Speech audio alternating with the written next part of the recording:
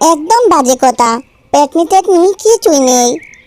এত বছর ধরে কেউ দেখিনি, শুধু গল্প বানিয়ে বই দেখায়।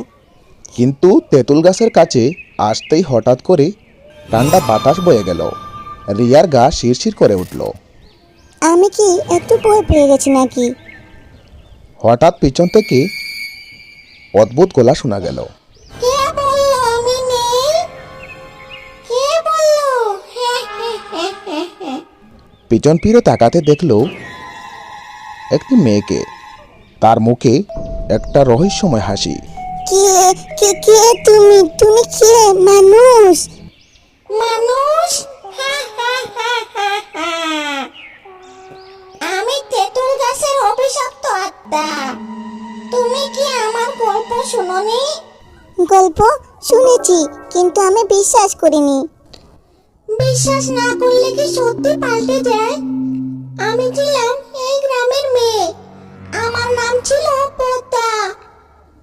বহু বছর আগে আমাকে গাছের নিচে হত্যা করা হয়েছিল। কিন্তু কেন? তোমার কি দোষ ছিল?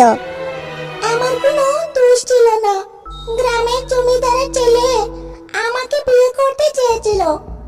আমি রাজি হইনি, তাই আমাকে এই গাছে ঝুলিয়ে মেরে ফেলেছিল। এটা তো নিষ্ঠুরতা। কেউ তোমাকে বাঁচাতে আসেনি? না, সবাই ভয় পেয়েছিল জমিদারের ক্ষমতাকে। তখন থেকে আমি এই গাছে বন্দী হয়ে আছি। কেউ যদি রাতে এখানে আসে, আমি তার সাথে গল্প করি, কিন্তু কেউ আমার কথা শুনে না। সবাই ভয়ে পালিয়ে যায়।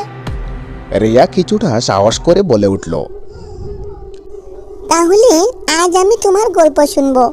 তুমি কি বলবে? তুমি কি সত্যি শুনবে? পালাবে না তো? না, আমি পালাবো না। আমি জানতে চাই তোমার অভিশাপ কিভাবে কাটানো যায়। আমার অভিশাপ কাটানোর জন্য একজন সাহসী মানুষের প্রয়োজন।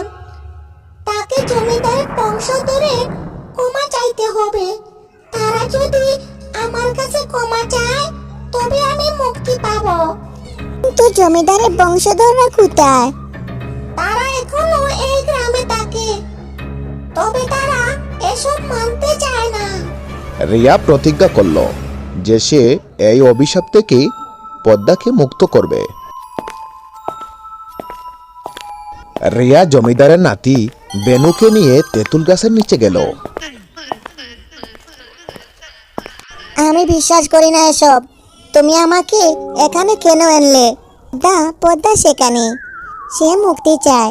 তুমি যদি সত্যি ভুল বুঝতে পারো, ওর কাছে ক্ষমা চাও। হঠাৎ করে সেখানে পদ্মার কণ্ঠ শোনা গেল। তুমি কি আমার সাথে অন্যায়ের জন্য ক্ষমা চাইবে? বেনু বয়ে তরতর করে কাঁপতে লাগলো। আমি আমি আমি ক্ষমা চাইছি। আমাদের পূর্বপুরুষেরা ভুল করেছে। তুমি মুক্তি হও। তার মুখে শান্তির হাসি ফুটল। তোমার সাহসের জন্য ধন্যবাদ প্রিয়া। এবার আমি মুক্তি পাচ্ছি। তেঁতুল গাছটা আমার অভিশপ্ত থাকবে না। পদ্মা ধীরে ধীরে সেখান থেকে মিলিয়ে গেল। তেঁতুল গাছের নিচে একটা মিষ্টি সুবাস ছড়িয়ে পড়ল। আজ সত্যি একটা ভালো কাজ করলাম। পদ্মা, তোমার আত্মা যেন শান্তি পায়।